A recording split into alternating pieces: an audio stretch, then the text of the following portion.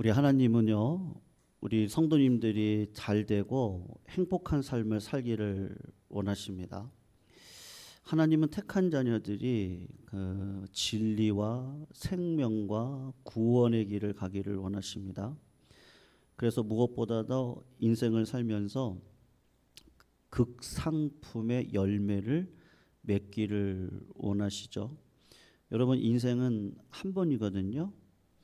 그러니까는 사단에게 속아서 한 번밖에 없는 인생을 강탈당하고 그 사망의 포로가 돼서 멸망의 길로 가는 것 단 한 번뿐이 없는 인생인데, 하나님은 하나님의 자녀들이 그렇게 걸어가는 거 굉장히 마음 아파하십니다. 그래서 하나님은 그 사망의 길에서 돌이키기를 원하시기 때문에 멸망의 길로 달려가는 하나님의 자녀들을 징계를 해서라도 그 길을 막으시는 분이시거든요. 이사야 49장 14절 15절 오직 시온이 이르기를 여호와께서 나를 버리시며 주께서 나를 잊으셨다 하였거니와, 그러면서 하는 말이 뭐냐면 여인이 어찌 그 젖먹는 자식을 잊겠느냐, 자기 태에서 난 아들을 왜 긍휼히 여기지 않겠냐. 사람은 잊은다 할지라도 나는 너를 잊지 않을 거다. 이게 하나님의 본성의 마음입니다. 그런데 이 땅을 살아가시다 보면요, 얽히고 설키면서 살아가거든요. 그래서 하나님께서 얽히고 설켜서 살아가는 저희들이 그냥 믿음으로 잘 살아갔으면 좋겠는데, 변질이 되어지고 살아가는 그런 경우들이 얼마나 많이 있는지 하나님이 그거를 이제 가슴 아파하는 겁니다. 여러분, 예수님이 너의 눈이 악한 것을 보거든 어떻게 하라고 얘기하셨는지 아세요? 눈을 뽑으라고 말씀하셨습니다. 그리고 내 손과 발이 악인의 길을 따라가거든 그 손과 발을 도끼로 이제 찍어버려라, 이제 이렇게 이야기를 하셨습니다. 이게 과장법이긴 하지만 그 정도로 한 번밖에 없는 인생을 사단의 노름에 소모해버리는 인생이 되지 않기를 원하시는 하나님의 또 다른 마음을 예수님은 그런 방식으로 표현을 하셨을 뿐입니다. 근데 성도님들 한번 생각해 보십시오. 이 죄에도 관성의 법칙이 있거든요. 예. 여러분, 자꾸 부정적인 얘기를 들으면 사람이 어떻게 되죠? 예?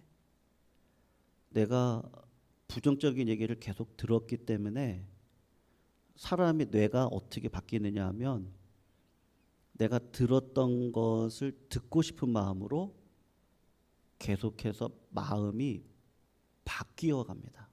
네, 그래서 주님이 오죽했으면 이렇게 끊어내라고 그랬겠어요. 그리고 사도 바울은 악은 모양이라도 이제 버리라고 그랬거든요. 신기하게 뇌가요, 내가 들었던 것대로 반응을 하는 게 우리 뇌입니다. 신기하죠? 그래서 죄의 관성의 법칙이 있어가지고요, 계속 그 죄악을 향해서 그 불구덩이를 향해서 계속 달려갑니다. 이 관성의 법칙이라는 정의가 있거든요.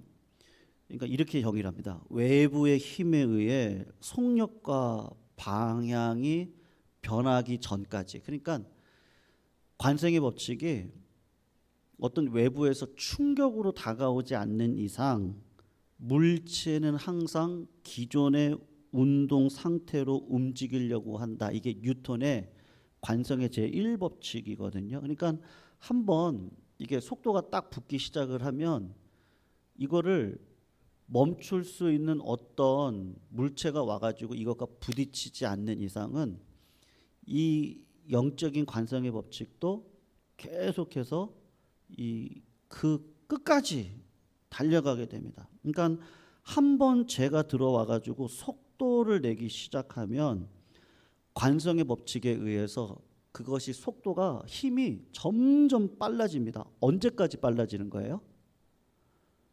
그 뒤에서 마귀가요, 이렇게 싹 웃고 있죠. 네. 언제까지요? 파멸할 때까지.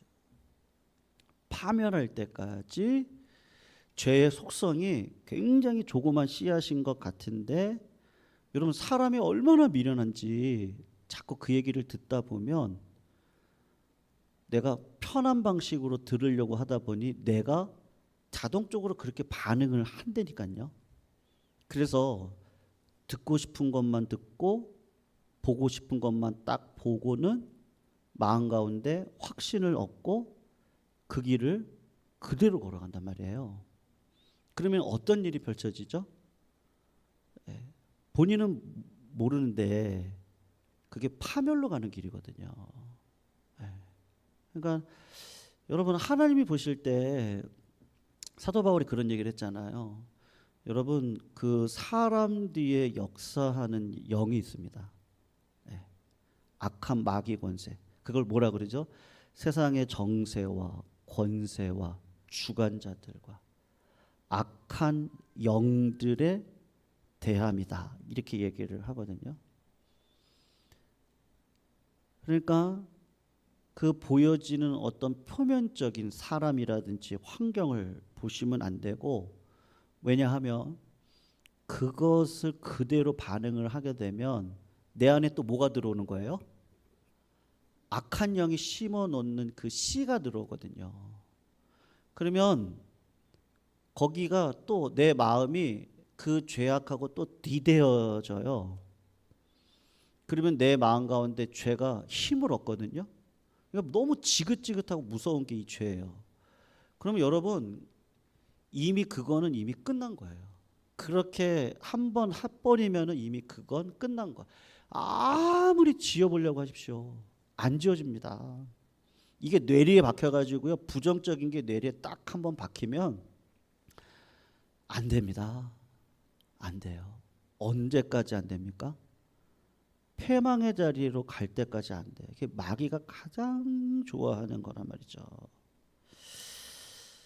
여러분, 하나님께서 이스라엘 백성들이 이 1세대가 죽고 2세대들이 이제 다른 세대가 됐다고 우리가 살펴보았잖아요.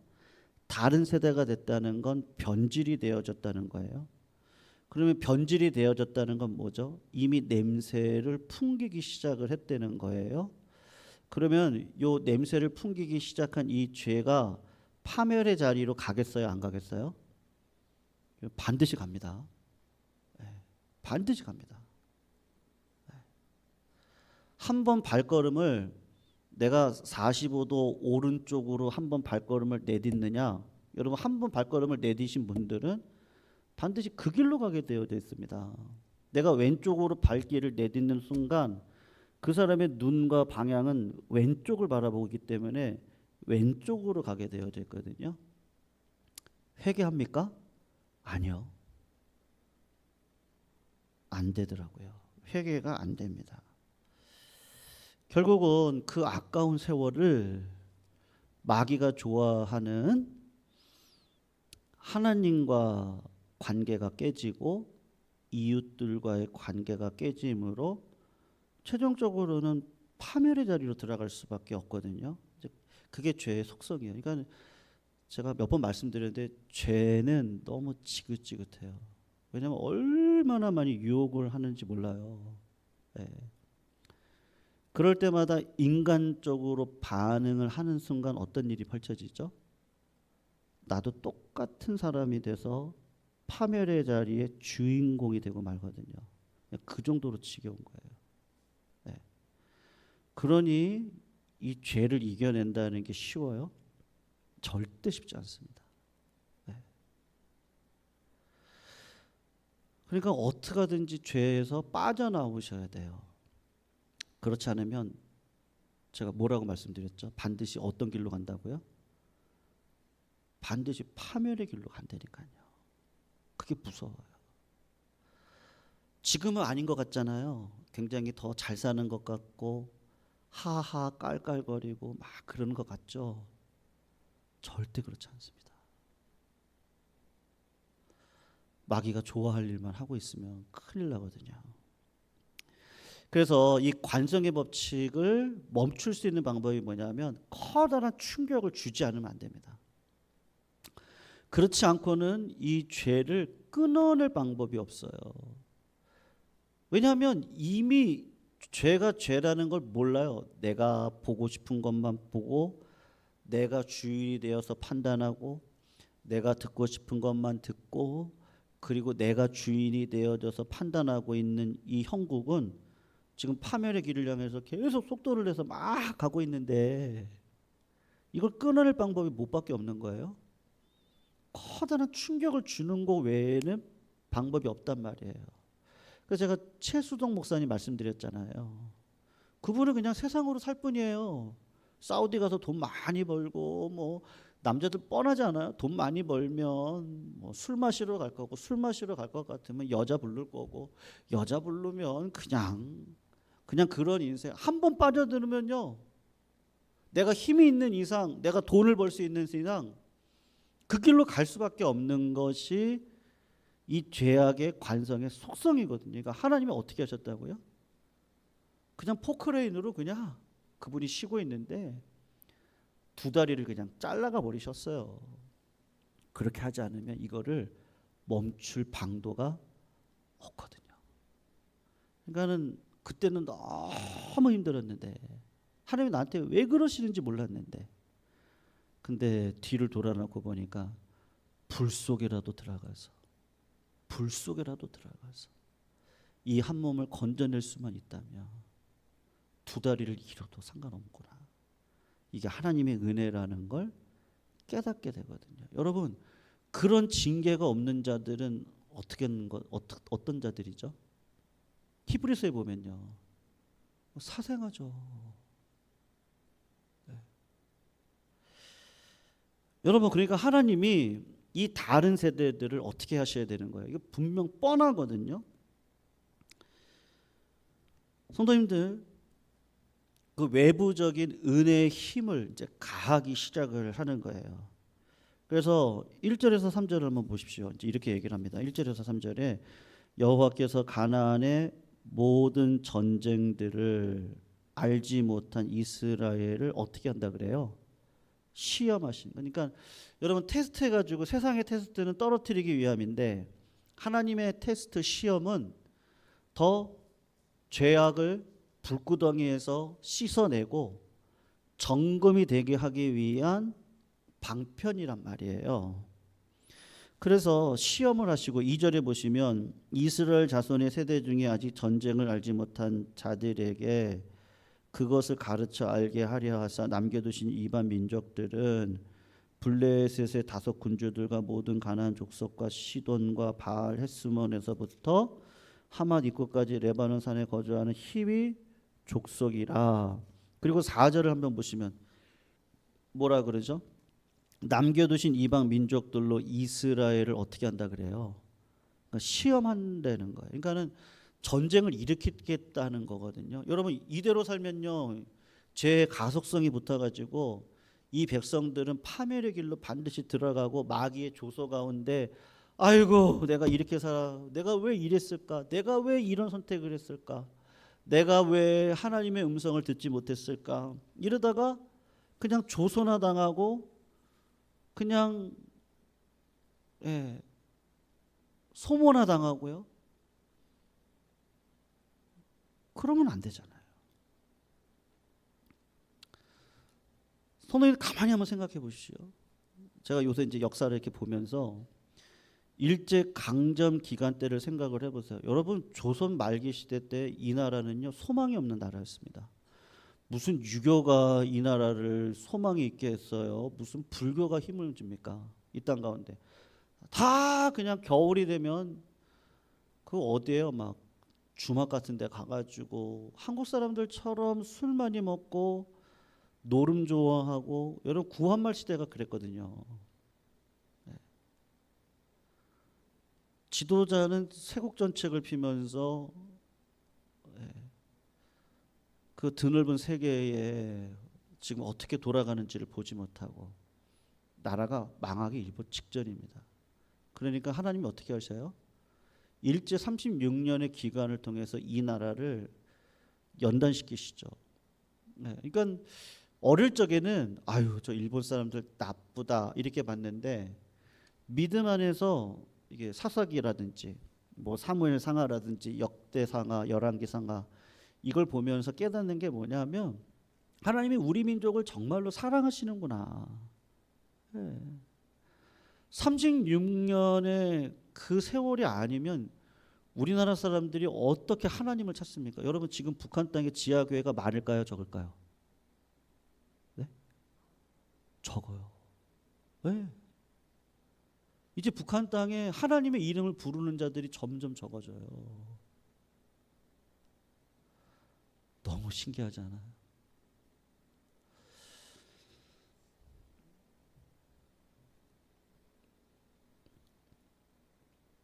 여러분 김정은이 경제로 지금 백성들을 구워 삼잖아요.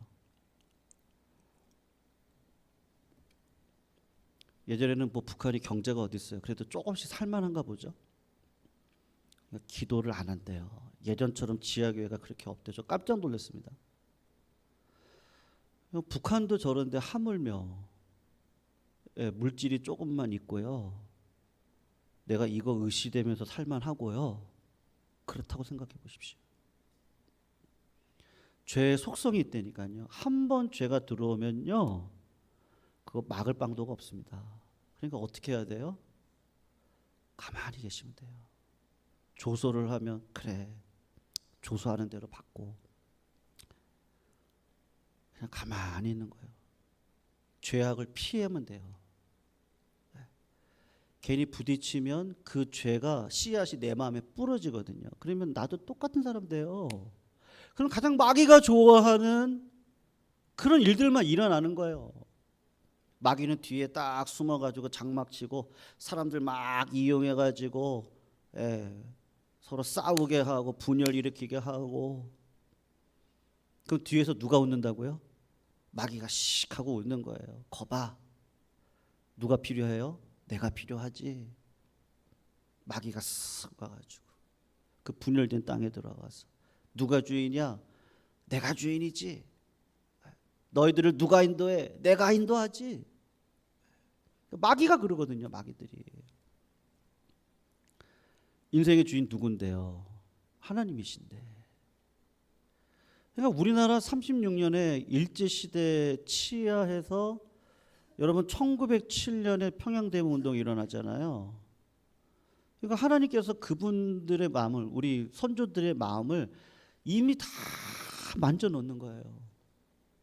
여러분 36년이면요. 이거는 끝없는 절망입니다.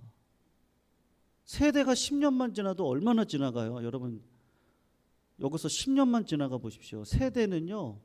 다음 세대로 바로 또 넘어가 버립니다. 근데 30년에 3번 세대가 지나가고 6년의 끝자락이라고요. 그러면 이제 포기할 만하잖아요. 그러니까 그때 변심한 사람들이 많았대잖아요. 그렇게 지키다가. 그러니 백성들의 삶은 얼마나 힘들었겠어요. 누구를 의지할 사람이 있어요? 무슨 물질이 있어요? 누구 사람을 의지하겠어요? 나라를 믿겠어요? 그런 가운데 하나님이 그냥 평양 대북운동을 일으키면서 그 가난하고 기근한 마음 가운데 하나님의 은혜를 그냥 막 부어주시니까 그때부터 한국의 믿음의 사람들이 불길같이 일어나는데 여러분 그러면 끝납니까? 테스트를 거쳐야 되잖아요. 그게 뭐였어요? 신사참배였잖아요. 신사참배를 하느냐 안 하느냐 하나님이 똑같이 붙이시는 거예요. 여기 무슨 뭐 희위족속을 붙이고 왜 붙이셔요? 시험에서 지금 고난 가운데 피 뿌리는 게 나아요. 사람 의지하면 안 돼요. 하나님 은혜를 주셔서 여기까지 왔는데 근데 대한예수교 장로회 우리가 속해 있는 합동측, 통합측, 고신측 다 물론 고신측은 많이 주기철 목사님 같은 분들이 신사참배 거절하다가 다 순교하셨지만 대부분의 교단들이 다 어떻게 했습니까? 신사참배했죠. 그거에 대한 결과가 뭐예요? 많은 분들이 6.25라고 얘기를 하거든요. 왜냐하면 땅이 더럽혀졌어요. 그러니까 하나님 어떻게 하셔야 돼요? 파멸이라니까요. 싹 몰아내야 돼요. 그리고 또 하나, 이 복음이 남쪽으로까지 가야 돼요. 그 시험을 이겼으면 오히려 이 나라가 더 강건했을 텐데 파멸의 길로 갈 수밖에 없으니까 6.25라고 하는 은혜의 커다란 돌덩어리 하나를 죄악을 향해 달려가고 있는 한민족에게 꽝 하고 부딪히게 하셔가지고 진짜 믿음을 갖고 이 땅을 살아갈 수 있는 사람들을 이 땅 가운데 그냥 다 퍼뜨려가지고 믿음으로 살아야 된다, 이걸 보여주고 싶은 게 우리네 역사였단 말이죠. 선생님들, 그러니까 하나님은 하나님을 사랑하는 자, 그 뜻대로 부르심을 입은 자들에게는 모든 것이 합력해서 선을 이루실 건데, 하나님을 사랑하는 자녀들에게는 반드시 하나님께서, 제가 볼 때는 그래요. 그래서 저는 하나님은 사랑하는 자에게 고난을 주시지. 네, 제가 보니까 그렇더라고요. 그래서 고난은 내 삶의 일부분이구나. 고난을 벗어나게 해달라고 기도하지 말고 하나님의 손에 붙들린 자로 살게 해주세요. 이게 바뀌더라고요. 왜요? 사람은 언제든지 유혹에 넘어갈 수 있거든요. 선생님들, 결국은 하나님이 누구신지를 알게 하려고 하나님이 이 관성의 법칙을 따라 파멸의 길로 걸어가고 있는 자에게, 선생님들, 내가 알아요. 여러분, 그게 없으면 버림받은 사생아입니다. 그게 뭐죠? 내가 지금 이런 죄가 있구나. 여러분, 민감해질 수밖에 없거든요. 그러니까 꼭 그렇더라고요. 어떤 게 있으면 그냥 일어나는 법은 없습니다. 그래서 제 삶을 되돌아봐요. 그리고 지나가면서 하나님이 누구신지를 배우게 되거든요. 그래서 이렇게 하신 이유가 하나님의 은혜의 섭리였네. 저 코로나 때 굉장히 힘들었거든요. 근데 그때가 굉장히 은혜의 시간이었더라고요. 제가 뭐 구체적으로 말씀을 못 드리겠습니다만, 그러니까 우리 생각하고 하나님의 생각은 굉장히 틀리시더라고요. 네. 그건 몰라요. 근데 하나님이 알게 하시더라고요.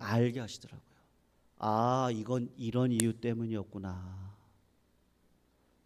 이건 내 죄악 때문에 그런 거구나. 이거는 하나님의 섭리 가운데 우리를 올바른 길로 가기 위한 하나님의 은혜의 방편이구나. 이게 징계로 보이지가 않아요. 은혜의 방편. 그렇지 않으면 내가 어떻게 하나님의 이름을 부르면서 살아가냐고요. 내가 세상 사람 부르고 세상 것 좋고 이루고 살아갈 사람인데 내가요. 네. 그러니까 제가 같이 지나왔잖아요. 우리 뭐 중직분들 이렇게 만나서 얘기를 하면 그런 얘기 하시거든요. 내 손에 뭐가 주어졌다면 저는 여기 있지 않았을 거라고. 네. 그런 얘기들을 가끔들 하셔요. 내가 부족해서 그런 거죠. 하나님이 왜 주시고 싶지 않으시겠습니까? 근데 아직도 내가 깎아 나가야 될 죄악의 뿌리들이 우리가 다 있거든요. 내가 그래서 그런 거죠. 굉장히 겸손하시고 굉장히 하나님을 두려워할 줄 아는 믿음의 고백이라고 좀 보거든요. 뭐 저도 그렇고요. 제가 부족한 거죠. 이 죄 문제를 내 힘으로 해결할 수가 없어요. 내 힘으로 어떻게 합니까? 내가 어떻게 해요? 내가 주님 의지하고 주님께 기도하고 주님이 십자가를 지셨듯이 모든 상황을 십자가의 은혜 아래서 받아내고 악을 악으로 갚지 말고 가만히 주의 뜻을 분별하고, 여러분 그게 쉬웁니까? 절대로 쉽지 않습니다. 불뚝불뚝 일어나는 내 안에 있는 악한 본성들이요 펄떡펄떡 뜹니다. 그거를 가만히 주님 앞에 와가지고요. 왜요? 그 죄가 너무 무섭거든요. 행여라도 하나님의 영광을 가리면 안 되니까 내가. 그래서 어떻게 해야 돼요? 너희는 가만히 있어라. 내가 하나님이신 걸 보일 거다. 그러면 그냥 가만히만 있으면 됩니까? 느헤미야 시절에 성벽을 지을 때 어떻게 했어요? 한 손에는 삽을 들고 한 손에는 말씀을 들고, 한 손에는 삽을 들고 한 손에는 칼을 들고, 악한 마귀 권세들이 성벽을 짓는 거를 하면은 칼로 싸워서 이기고, 한 손에는 또 일을 하고, 악한 권세들이 와가지고 저기 드고와 평지로 나와라, 분명히 나를 죽이기 위한 것이거든요.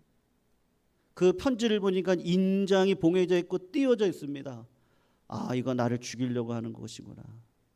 그냥 가만히 있으면 됩니까? 안 가야죠. 그런 길을 가지 말아야죠. 그렇게 해서 어떻게 하든지 하나님의 나라와 영광을 세우려고 하고, 근데 대응을 안 하는 거죠. 공격해 들어오는데 어떻게 가만히 있어요? 말씀의 칼로 내 마음을 막아야죠. 내 안에 더러웠던 그 냄새나는 부분들을 잘라가지고 절제해내야죠. 썩은 부분을 도려내야죠. 내 안에 있는 그것들을 다 해야 되잖아요. 그러니까 그거를 아니까.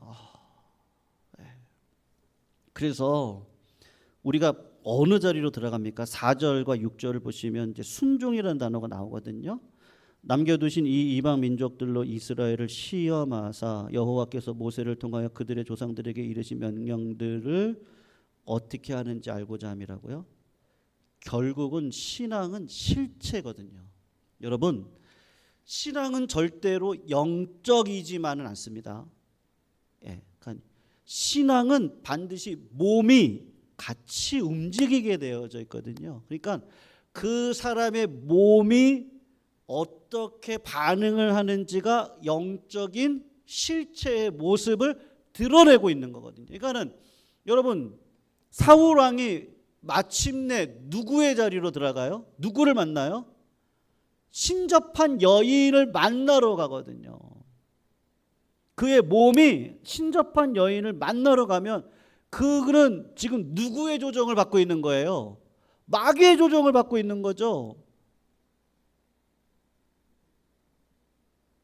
사울 왕이 스스로 목숨을 끊을 때 누가 가장 기뻐했겠어요? 여러분, 다윗도 울었습니다. 하나님도 우셨을 거예요. 내 자식아, 누가 기뻐해요? 뒤에서 조종하고 있는 마귀가 가장 기뻐하죠. 왜요? 욕심이 장난이 아닙니다. 이 세상에 하나님 거를 내 걸로 가져가려고 하는 사단 마귀가 아담과 하와부터 시작해서 수많은 사람들, 사울왕, 가룟 유다, 아간, 얼마나 많아요? 게하시, 아하.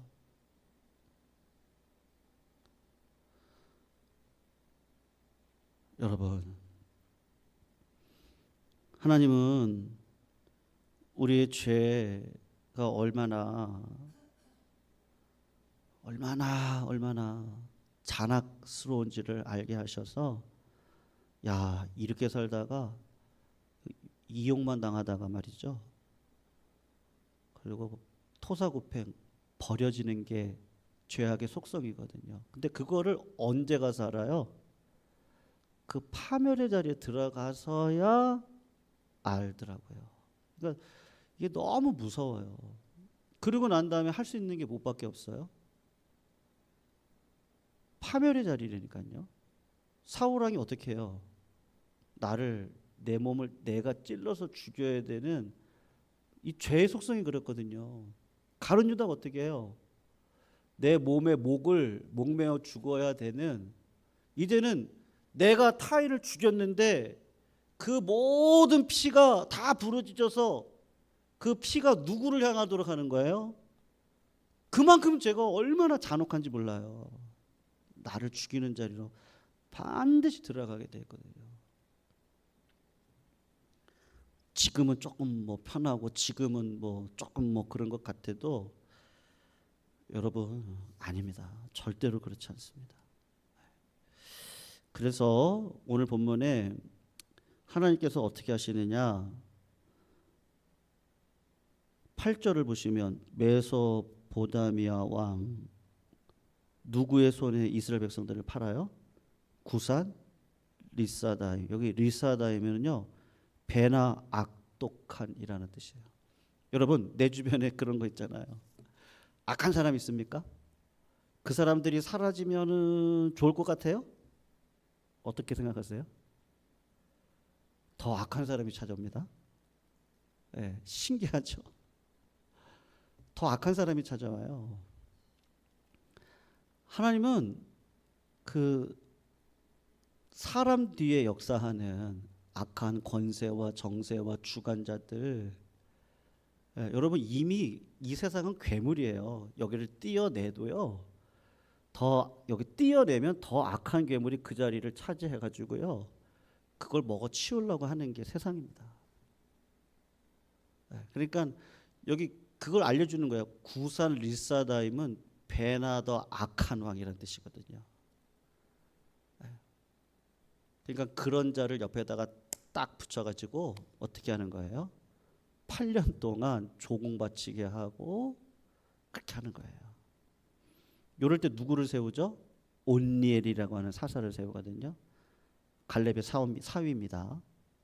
하나님이 믿음의 사람을 세워서 한 가지만 보고 마치도록 하겠습니다.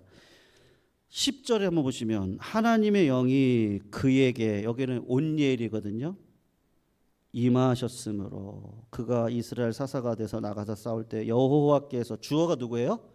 하나님이죠. 구산 리사다임을 그의 손에 넘겨주심에 온니엘의 손이 구산 리사다임을 어떻게 했습니까? 이기게 했는데, 온니엘이 이기게 한 거예요? 아니면 하나님께서 그에게 신을 부어주셨기 때문에 그런 거예요?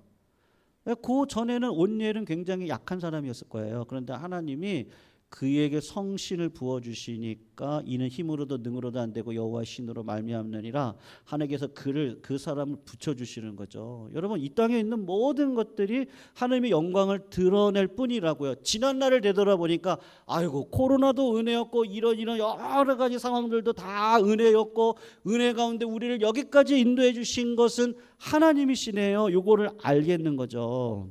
그리고는 11절에 그 땅이 평안한 지 몇 년이라고요? 40년. 40년을 평안하게 해주셨어요.